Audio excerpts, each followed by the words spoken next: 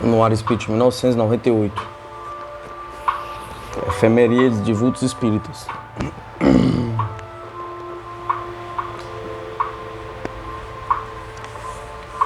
Josué Gonçalves de Melo.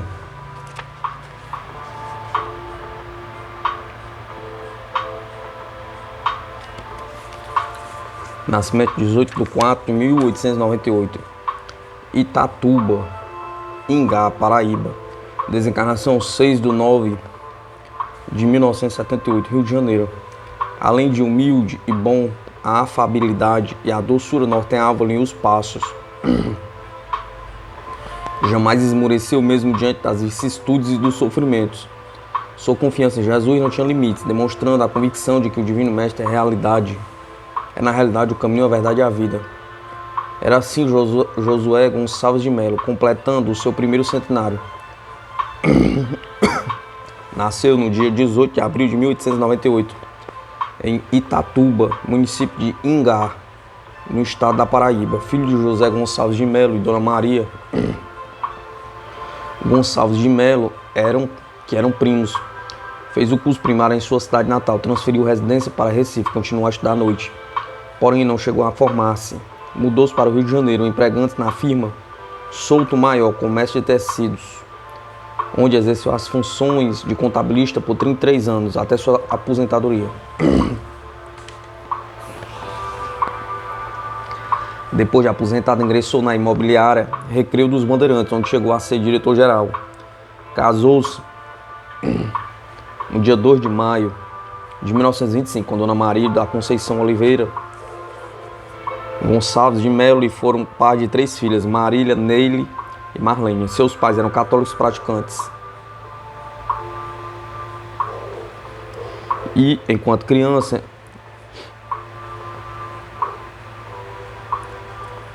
acompanhou-os à igreja. Em 1916, conheceu uma médium e testemunhou algumas curas maravilhosas. Porém, só em 1924 foi levado pela família da noiva à Associação Deus, Fé e Caridade, dirigida por um médium chamado Manuel Abalo. Ali não se estudava o Espiritismo. Josué fez o possível para implantar o estudo dos livros de Allan Kardec, mas não conseguiu. Nessa ocasião, conheceu o Centro Espírita Benemérito de Jesus, fundado e dirigido por um grupo ligado à Federação Espírita Brasileira. Foi eleito para a diretoria no cargo de secretário. Depois presidente. Em 1936, ingressou no abrigo Teresa de Jesus como membro do Conselho Fiscal. Em 1939 foi eleito primeiro secretário, prestando os melhores serviços à instituição. Em 1953, com a desencarnação de Dona Erestina Ferreira dos Santos, assumiu a presidência do abrigo, exercendo o cargo até o seu retorno à espiritualidade. As crianças do abrigo adoravam-no como querido vovô Josué.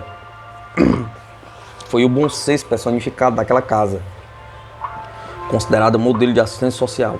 Colaborou com a imprensa espírita, especialmente com o jornal Mundo Espírita. Assinou uma coluna espírita no Diário Carioca. Percorreu todo o Rio de Janeiro e alguns estados nordestinos na tarefa de divulgar o espiritismo. Participou do primeiro Congresso Brasileiro de Jornalistas e Escritores Espíritas com Deolindo Amorim, do primeiro Congresso de Mocidades Espíritas do Brasil com Leopoldo Machado, dos programas radiofônicos com João Pinto de Souza. Prestigiou as famosas Semanas Espíritas com Ramiro Gama, Vovô Victorino, Sebastião Lasneal e outros. Josué Gonçalves de Melo desencarnou a 6 de setembro de 1978, no Rio de Janeiro. Defendeu o espiritismo por todos os meios ao seu alcance, certo de sua contribuição em favor de um mundo melhor. Mercedes Romero de Lacerda.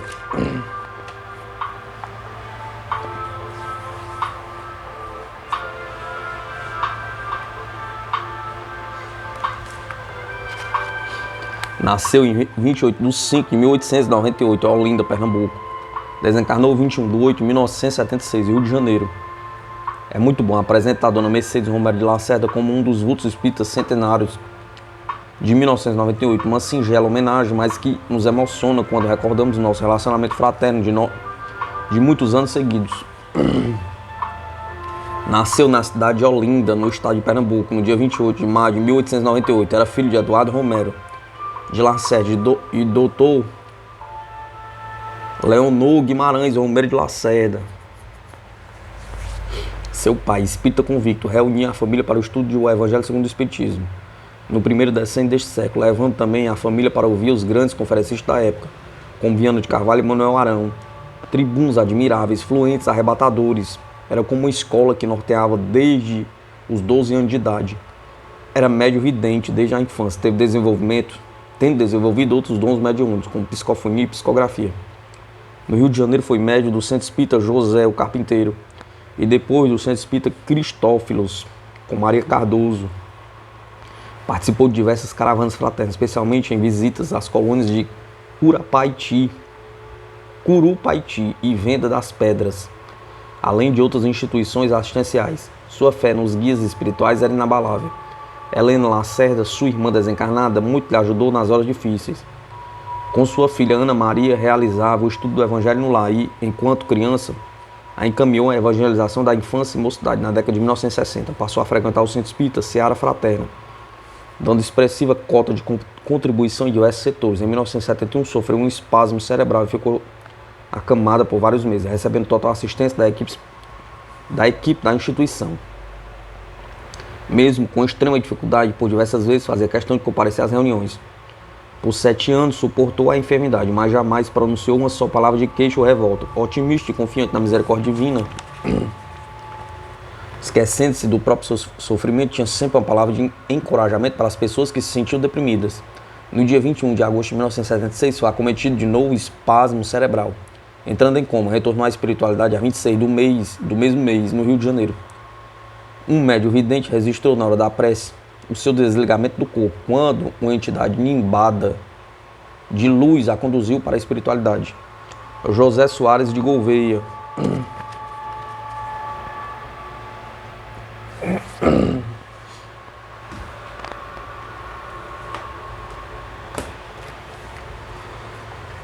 Nasceu 28 de 5 de 1898, Fortaleza, Ceará. Desencarnou 4 de 3 de 1965, Salvador, Bahia. Carinhosamente chamado de Tio Juca, José Soares de Gouveia nasceu em Fortaleza. A 28 de maio de 1898, foi aluno do Colégio Militar do Ceará, optando, porém, pelo Serviço Público Federal. Prestou concurso para fiscal do consumo, foi aprovado e serviu no Ceará, Bahia, São Paulo e Rio de Janeiro. Sua vida foi marcada por atividades corajosas e no campo político, por episódios dramáticos, intimorato, sem temer consequências. Denunciou uma figura de muito prestígio na política cearense. Por esse motivo, o governador do estado o transferiu para o Rio de Janeiro. A conversão de Tio Juca ao espiritismo modificou-o profundamente. Suportou humildemente muitas calúnias. Sua característica era a sinceridade e natural inclinação para o bem, gostando de servir ao próximo. Desenvolveu a sua mediunidade, principalmente psicografia e psicofonia. Radicado definitivamente em Salvador, desenvolveu importante obra assistencial à casa do Tio Juca, com o aumento de internações de crianças e necessitadas. Apelou para os poderes públicos com reconhecimento de utilidade pública, que lhe daria o direito a subvenções oficiais. Todavia, estas não vieram, e a sua situação aflitíssima apelou para a família que o ajudou. O patrimônio moral de Tio Juca, certa vez, foi capaz de comover o presidente Getúlio Vargas. O presidente recusou-se a assinar o alvará de promoção e transferência de seu cargo de fiscal de consumo para São Paulo, que fazia jus. O oficial de gabinete observou: "Conhece Vossa Excelência José Soares de Gouveia?" Pergunta. "Conheço, sua promoção fica para outra oportunidade. Permita-me, Vossa Excelência, mostrar-me esta carta?" Pergunta.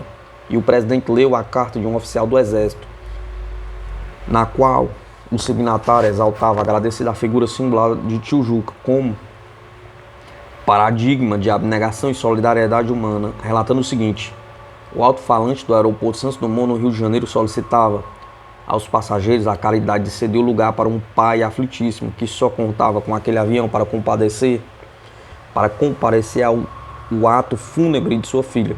Em São Paulo, Tio Juca não pensou 2 vezes, deixou de festejar o seu aniversário em família, onde era esperado com ansiedade, e ofereceu ao pai amargurado o seu lugar no avião. Com este relato, o presidente, sensibilizado após a leitura do documento, ordenou ao secretário a lavratura do alvará em favor do Tio Juca, cujo desprendimento, como se vê, recebeu recompensa através da consciência de um governante. Toda a vida do Tio Juca, tão meigo e amigo das crianças e dos desvalidos, foi gratificante. Até o final dos seus dias terrenos, vítima de um infarto do miocárdio, desencarnou no dia 4 de março de 1965, na capital baiana. Luiz Coimbra Cordeiro Campos.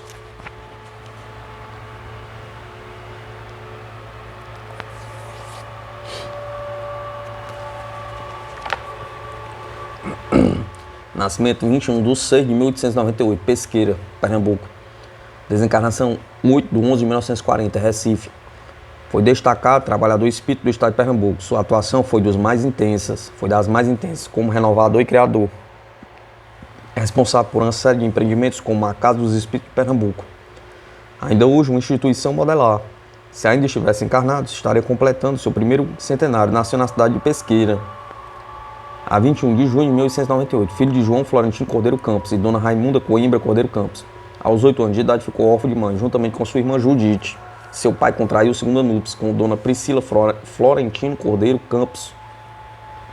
Nascendo deste matrimônio 3 filhos, Nenci, Abner e João Batista. Trabalhava como balconista de tecidos na cidade de Caruaru, estudava à noite, aperfeiçoando-se em letras e matemática.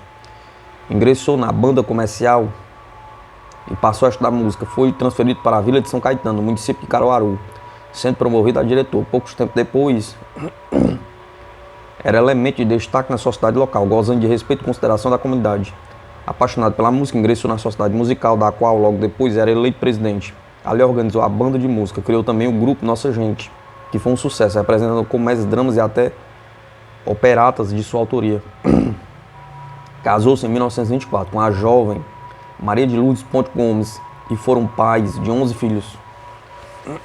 Em 1923, a Vila de São Caetano emancipou-se de Caruaru e o governador do estado passou a nomear os prefeitos.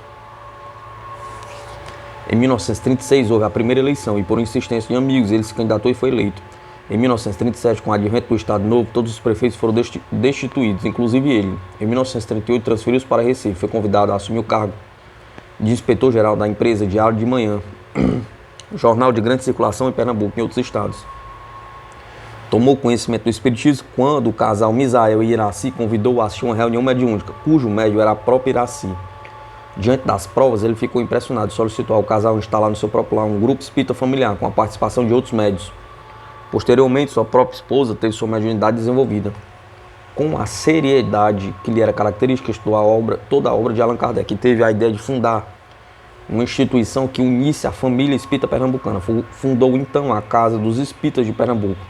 Compareceram os elementos mais representativos na inauguração: Federação Espírita Pernambucana, Liga Espírita de Pernambuco, Cruzada Espírita Pernambucana e outras. Como jornalista, conhecendo a necessidade da divulgação do espiritismo, sugeriu que reeditasse a revista A Verdade, que voltou a circular dentro do melhor padrão doutrinário evangélico. Luiz Coimbra desencarnou muito moço no dia 8 de novembro de 1940 em Recife, aos 42 anos de idade, deixando uma lacuna imensa. Sua atuação marcante pendura até os nossos dias, com um rastro de luz. Em Caruaru e São Caetano tributaram homenagem à sua memória, dando o seu nome os 2 logradouros públicos e um grupo escolar. Ivon Costa.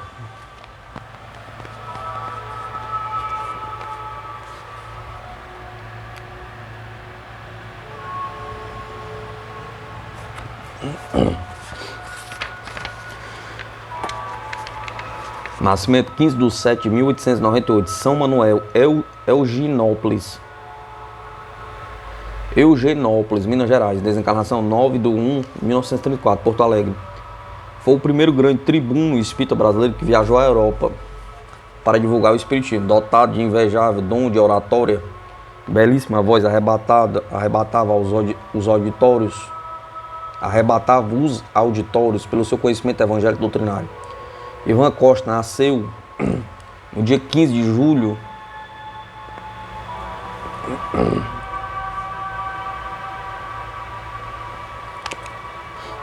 de 1898, na então cidade de São Manuel, hoje Eugenópolis, no estado de Minas Gerais. De família católica, foi seminarista. Às vésperas de sua ordenação sacerdotal, faltando apenas 19 dias, foi constatado que ele não possuía certidão de batismo e, como tal, não poderia ser ordenado. Estabeleceu-se tamanha confusão que ele desistiu de ser padre. Transferiu-se para o Rio de Janeiro, ingressando na Faculdade de Medicina, onde se diplomou. Inteligente e culto, falava diversos idiomas, como francês, inglês, alemão, espanhol, além de latim e do português. Sua conversão ao espiritismo se deu de uma forma muito simples. Atravessava uma rua quando se viu em frente a um centro espírita. Diversas pessoas penetravam no auditório, pois em pouco tempo haveria uma reunião pública. Estava numa fase difícil de sua vida e, por simples curiosidade, acompanhou aquela multidão que ali comparecia para ouvir o orador falar sobre a codificação kardeciana. À medida que o orador falava, ele prestava maior atenção, a ponto de sentir sensível transformação, pois aquela palestra respondia a todas as suas indagações. A partir desse dia, converteu-se ao Espiritismo, iniciou imediatamente sua tarefa de pregador. Leu bastante, especialmente os livros de Allan Kardec e os grandes clássicos do Espiritismo, possuidor de sólida cultura e com o cabedal prático que trouxe do seminário, tudo foi mais fácil. Tudo foi muito fácil. Desabrochou sua mediunidade, que muito lhe ajudou intuitivamente. Procurava manter diálogo com seus ouvintes, a fim de esclarecer melhor os argumentos abordados em sua conferência. Contraiu matrimônio no ano de 1927 com a jovem Honorina Cauer Costa. Tiveram uma filha única, Cel Cauer Costa, que nasceu quando o casal estava em Lisboa. Ele se formou em Direito e reside em São Leopoldo. Ela se formou em Direito e reside em São Leopoldo, Rio Grande do Sul. Ivon Costa percorreu todo o Brasil fazendo palestras doutrinárias. Tribuno extraordinário, sabia abordar os temas com eloquência e raro brilhantismo. Polemista, manteve grandes discussões públicas, sendo sempre o grande vencedor, especialmente dos adversários do Espiritismo. Excursionou também por vários países da Europa, como Portugal, França, Espanha, Holanda, Bélgica, Luxemburgo e outros. Ivon Costa residiu na Alemanha, depois em Paris, exercendo a função de intérprete do cinema americano, trabalhando para a Paramount. Em todos os lugares por onde passou, deixou a semente da doutrina espírita. Chegou a participar do Congresso Internacional de Espiritismo, realizado em Haia, na Holanda. Em 1932, Ivon retornou definitivamente ao Brasil, passando a residir em Porto Alegre, onde clinicava gratuitamente aos pobres. Ali desencarnou no dia 9 de janeiro de 1934, aos 35 anos de idade. O Espiritismo muito deve a Ivon Costa, pois foi o tribuno espírita que mais excursionou, sendo sua tarefa semelhante à de Viana de Carvalho e de Divaldo Pereira Franco. Alcina Taborda Garcia.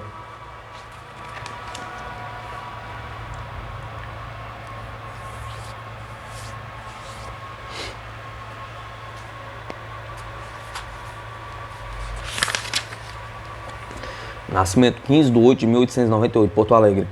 Desencarnação 29 de 12 de 1961. Porto Alegre. Trabalhadora das mais dedicadas na Seara Espírita no Rio Grande do Sul, era afeiçoada ao esoterismo, quando em 1923 tomou conhecimento do Espiritismo. Nascida em Porto Alegre no dia 15 de agosto de 1898, completando desta forma, em 1998, seu primeiro centenário de nascimento. De voz suave, maneiras brandas, irradiando sempre muita ternura, era querida e acatada por todos que até hoje ela se refere com palavras de gratidão e carinho, dedicada a crianças e aos jovens.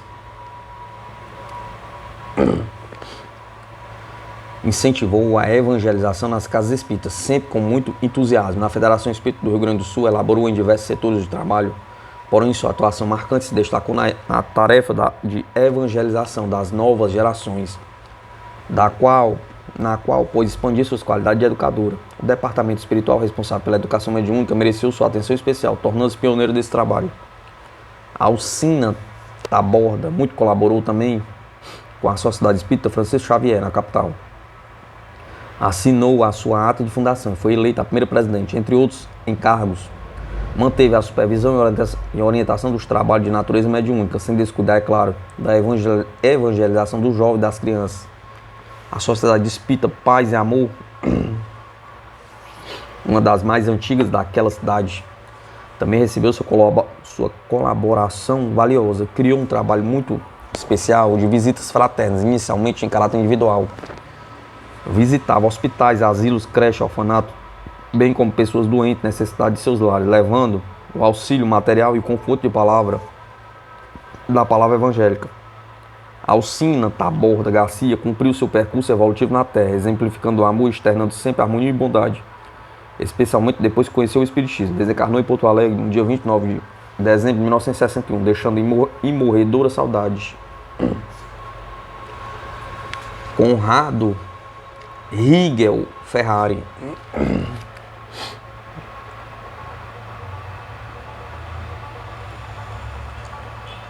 Um instante.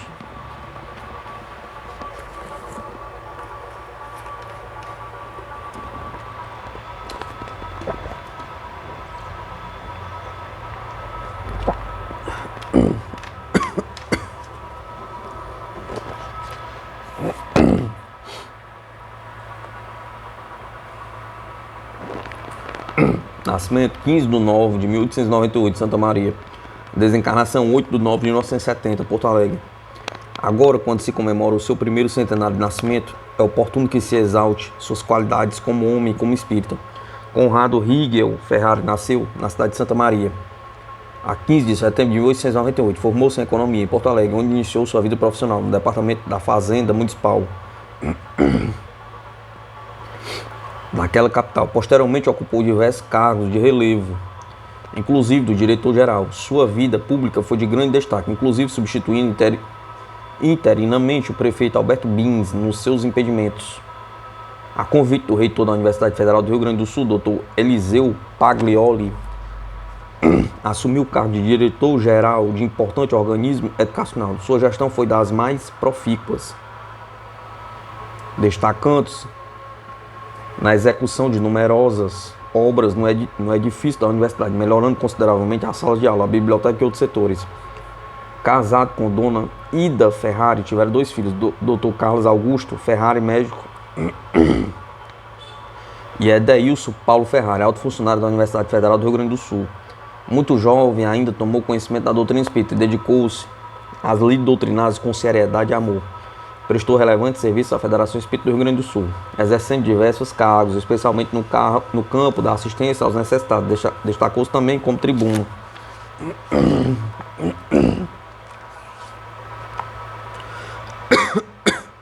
Implantou diversos cursos com a participação de confrades estudiosos, como Francisco Spinelli, José Simões de Matos, Duílio Lena Berne e outros expoentes do movimento espírita do Rio Grande do Sul, que até hoje tem sido um autêntico celeiro de grandes espíritas. Interessou-se pela evangelização da criança e do jovem, certo de que estava preparando o futuro. Seu nome figura entre os fundadores do Hospital Espírita de Porto Alegre, do qual mais tarde ocupou a presidência, dotando-o das mais modernas instalações. Criou também um trabalho de pesquisa mediúnica de cunho científico, com os melhores resultados do diagnóstico dos casos de obsessão espiritual, obtendo-se grande índice de curas. Fundou ainda a Organização Popular de Materiais de Construção, destinada a ajudar obras assistenciais, espíritos ou não. Retornou ao mundo espiritual em Porto Alegre no dia 8 de setembro de 1970, poucos dias antes de completar 72 anos de idade. Deixou imorredora saudade. Sua vida, honrada pelo trabalho do bem e amor à causa, é um verdadeiro legado à posteridade. Carlos Ciola Gambus.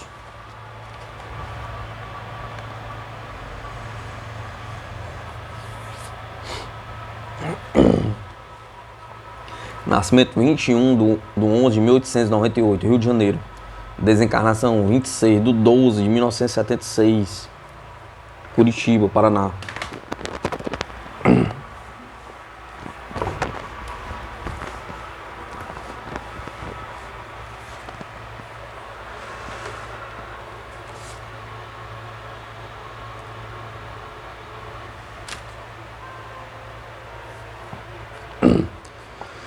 Ingressou nas fileiras do Exército em 1918, após concluir de forma brilhante o curso de formação de oficiais. Foi declarado aspirante em 1927, no Rio de Janeiro. Exerceu comissões de relevante importância durante sua carreira, inclusive a de chefia de serviço de finanças da 2ª e 5ª Região Militar. Nasceu no Rio de Janeiro, no dia 21 de novembro de 1898. Sua folha de serviço foi pródiga em elogios, o que bem atesta a sua integridade moral. Carlos Cioli Gambus foi conselheiro da Federação Espírita do Paraná, cargo que exerceu durante mais de 15 anos, em períodos alternados. Exerceu o mandato de vice-presidente, prestando sempre relevante serviço. Foi diretor do jornal Mundo Espírita daquela federação e diretor da livraria, modernizando seu serviço. Colaborou eficientemente também com a Sociedade Espírita Os Mensageiros da Paz e com o Centro Espírita Leocádio José Corrêa, em cuja diretoria exerceu o cargo de presidente durante alguns anos. Foi membro da Cruzada dos Militares Espíritas em Curitiba, consorciado com Dona Tomásia Ordôñez Gambos. Deixou 2 filhos, Dr. Ives Gambos e Carlos Gambos, além de numerosos netos. Sua desencarnação ocorreu no dia 26 de dezembro de 1976, em Curitiba. Representou para o movimento espírita, em especial do Paraná, onde era querido e acatado, uma lacuna muito grande. Leocádio José Corrêa.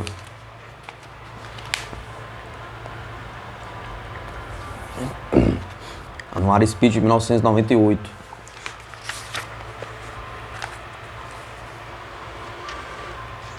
Nascimento 16/2/1848. Paranaguá, Paraná. Desencarnação 18/5/1886.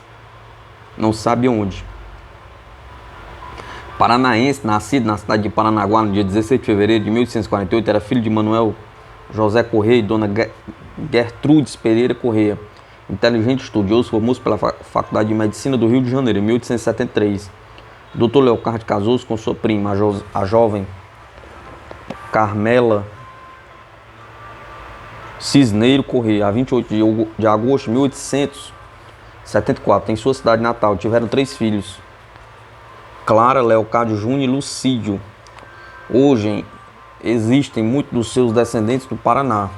Sua vida foi um verdadeiro apostolado. Como médico, foi considerado um pai dos pobres. Atuou em diversos municípios do Paraná, como Paranaguá, Guaratatuba, Guaraquebaça, Guaraqueçaba, Antonina, Moretes, Curitiba, Ponta Grossa e Castro. O teatro também mereceu sua melhor atenção e estudo. Utilizou o palco em favor de sua campanha contra a escravidão.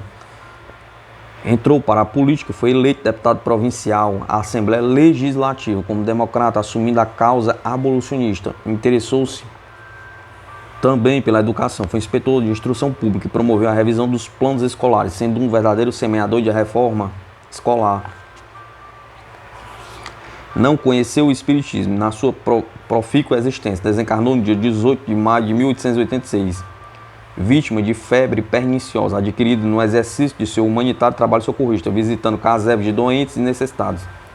Liberto do corpo através do intercâmbio mediúnico, o Dr. Leocádio desempenha incansável labor na seara espírita, mantendo sua afinidade com o Paraná, onde existiam diversas casas espíritas que levam seu nome.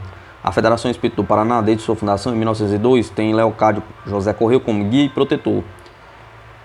Nestes 150 anos de seu nascimento na Terra, rendemos carinhosa homenagem pelo que fez e continua fazendo pelos seus irmãos em humanidade. General Alfredo Ernesto Jacques Ourique.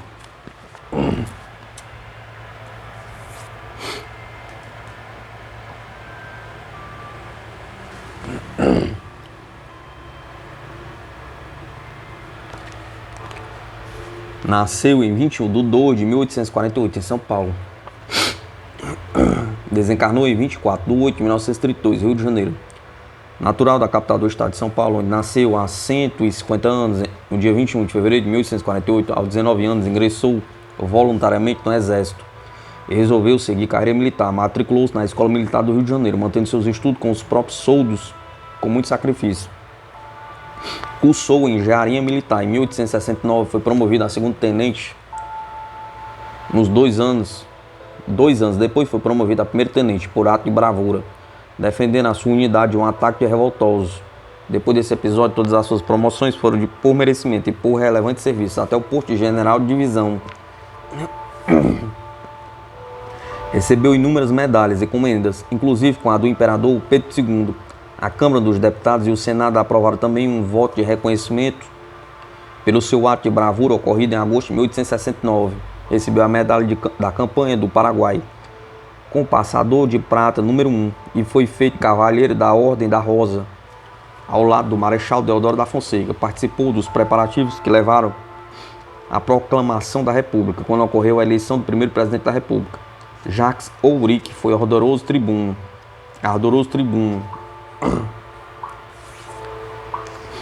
lutando com todas as suas forças pelo bem-estar do povo. Foi político de caráter ilibado, pondo o seu verbo, inteligência e cultura a serviço do Brasil, impondo-se ao respeito e considerando os adversários sem nada que pudesse desabonar sua conduta moral.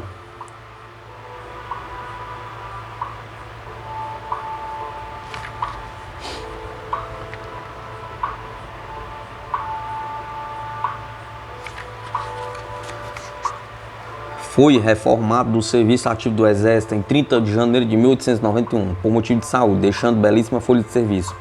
Como espírita, teve apenas 12 anos de atividade, de 1920 até a sua desencarnação, em 24 de agosto de 1932, na cidade do Rio de Janeiro, então a capital da República. Embora com 72 anos de idade, conseguiu dar grande contribuição ao trabalho de divulgação da doutrina.